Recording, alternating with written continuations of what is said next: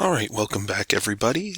In this video we're going to continue to talk about section 7.5 of AP Calculus BC, approximating solutions using Euler's method. In the first video on this section we looked at how Euler's method works and walked our way through an example. In this video what we're going to do is we're going to look at two AP free response questions from the past, both of which have a part that relies on Euler's method. And we'll get into some other things that we've talked about earlier in the course as well in going through these free response questions. So here we go. Our second example is from the 2012 AP Calculus BC exam. This was free response question number 4.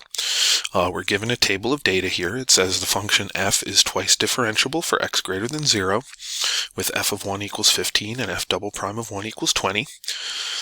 Values of f prime, the derivative of f, are given for selected values of x in the table above. Okay, so we're given a table with values of the derivative. The first part of this question asks us to write an equation for the tangent line to the graph of f at x equals 1, and then use this line to approximate f of 1.4. So first of all, to write our tangent line, we need two things. We need a point and a slope, and we need the point and the slope at x equals 1. So we've got this initial condition right here, that f of 1 equals 15. So the point for our tangent line is the point 1, 15. And then we've got that the value of the derivative at 1 is 8. And using that information, we can go ahead and write our tangent line. We've got y minus 15 equals 8 times the quantity x minus 1. And writing this in functional form,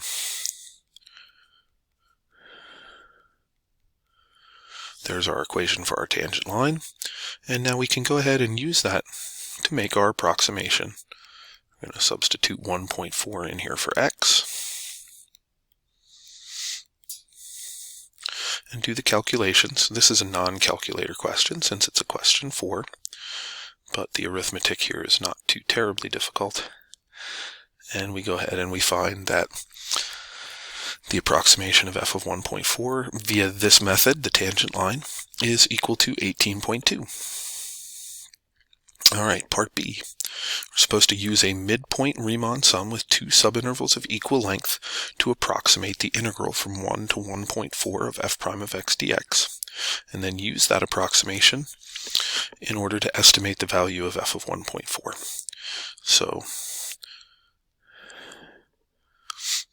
in order to make this approximation, we're going to use a midpoint Riemann sum with two subintervals of equal length. So that means that we're going to go from 1 to 1.2 and 1.2 to 1.4 here. So the width of each rectangle is 0.2 units, and then the height of the rectangle is going to be determined by the midpoint of the interval. For the interval from 1 to 1.2, that midpoint is 10. For the interval from 1.2 to 1.4, that midpoint is 13. And so our setup here is width times the value of the function at the midpoint plus width times the value of the function at the midpoint.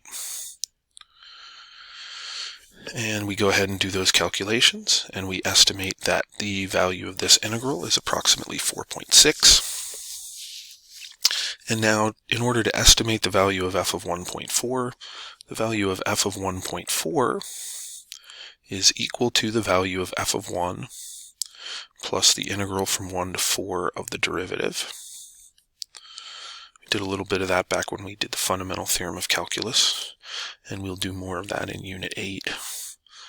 But we take that 15, which is the value of f of 1, which was given. We used that in the tangent line part as well. And add the 4.6 there. And there's our approximation using a midpoint Riemann sum. Alright, part C.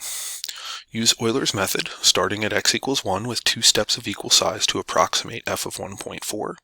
Show the computations that lead to your answer. If you watched my last video, you know I'm a fan of using tables for Euler. So I'm going to go ahead and set up my Euler table here. and use that to do my calculations.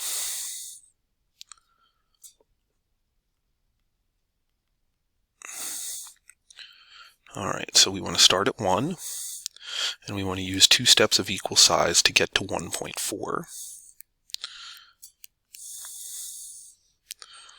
Means our table is going to look like this. The y value when x is 1 was 15. We used that already in both parts of the problem thus far, from f of 1 equals 15. And then the value of dy dx at 1, we can go back to our table. We used that in part A. The value of the derivative at 1 is 8. So we'll put that in here. And now our new y value is going to be our original y value plus dy dx times dx. The dx value is 0.2, since that's my step size, to go from one line of this to the next. And there we calculate our new y. And then we need the value of the derivative at 1.2. And we go back up to our table, and we find the value of the derivative at 1.2 is 12. So we'll put that in here. And so doing my calculations, I've got 16.6 plus 12 times 0.2. That's 2.4. That's 19. And therefore my approximation using Euler's method is 19. All right, second example. Consider the differential equation dy dx equals 1 minus y. Let y equals f of x be the particular solution to this differential equation with the initial condition f of 1 equals 0. For this particular solution, f of x is less than 1 for all values of x. Part A. Use Euler's method starting at x equals 1 with 2 steps of equal size to approximate f of 0. Show the work that leads to your answer. Again, I'm going to set up a table.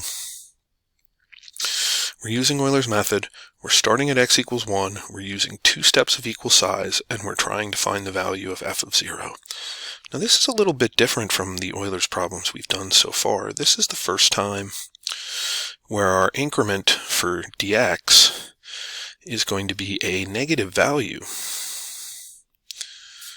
because we're starting at an x value of 1, and we're ending at an x value of 0. And since we're using 2 steps, the midway point is at 0.5. What happens here is now my dx is a negative value since the x value is going down. That's the first time we've seen that yet. All right, so I need my initial y value, which is right here. My initial y is 0. And then I'm going to go ahead and find the value of dy dx. dy dx is 1 minus y, so 1 minus 0 gives me a value for dy dx of 1. And my new y value is going to be 0 plus 1 times negative 0.5. And so we get negative 0.5 for our new y value. Then we find our derivative, 1 minus negative 0.5. And so our y value, our dy dx value is 1.5. And now to find our new y value, we start with our current y value plus our derivative times dx. And if we do all those calculations, we end up with negative 1.25. And so that is our approximate using Euler's method. Could also have written that as a fraction, negative 5/4. That would have been fine. All right, let's see what else we got in this part. Find the limit as x approaches 1 of f of x over x cubed minus 1. Show the work that leads to your answer. Well, in the problem we're given that f of 1 equals 0 and 1 cubed minus 1 equals 0. So this is a 0 over 0 indeterminate form.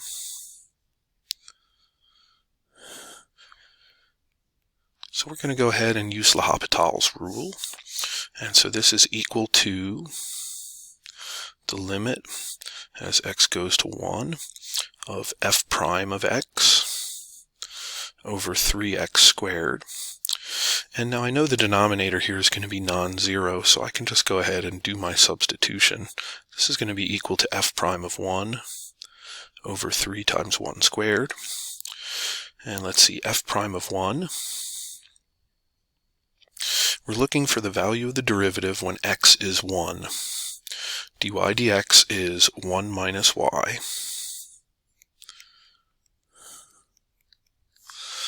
Y equals 1 when x equals 0. Pardon me, y equals 0 when x equals 1. And so at this value, when x is 1, f prime is equal to 1 minus 0. This is going to be 1 over 3. So that's our limit.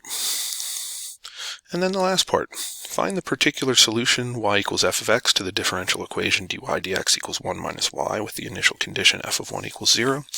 This is something you're going to actually see in sections 7.6 and 7.7, separation of variables for those of you who are taking BC. In my course, this is a review. If you're taking this from a course where you haven't learned about separation yet, you're going to see an example like this coming up in the next couple of sections. So we're going to go ahead and separate our variables. We end up with dy over 1 minus y is equal to dx. We integrate both sides of this, which gives us negative natural log of the absolute value of 1 minus y is equal to x plus a constant. We multiply both sides by negative 1. We take e to the power of both sides.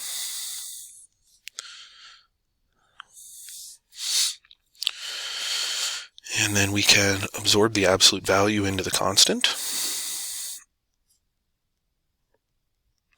Subtract 1 from both sides. Multiply both sides by negative 1. By the way, I hope nobody minds the fact that I went through that and I did, I think I did 5 different constants there. This was a constant, this was a different constant, this was a different constant. This was potentially a different constant. This one at least was still the same constant, and now this one is another different constant. Oops. But I tend to not subscript my constants, I just make sure I know that they're different. And now that we get to here, the y equals c e to the negative x plus 1, we're going to use our initial condition. When x is 1, y is equal to 0. Okay, so 0 is equal to c e to the negative 1 plus 1. And I need to solve this for c. So negative 1 is equal to c over e. So c is equal to negative e. And therefore this turns into y equals negative e times e to the negative x plus 1.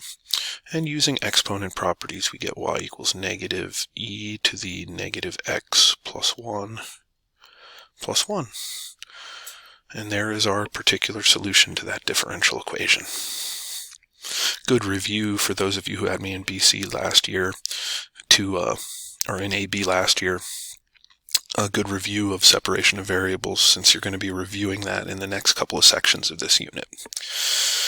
Alright, that takes us to the end of this video, and we are now done with section 7.5, approximating solutions using Euler's method. We're going to come back in section 7.6 and talk about finding general solutions using separation. Consider this part C a preview of coming attractions for section 7.6 and 7.7. Alright, we'll see you next time. Have a great rest of your day. Bye-bye, everybody.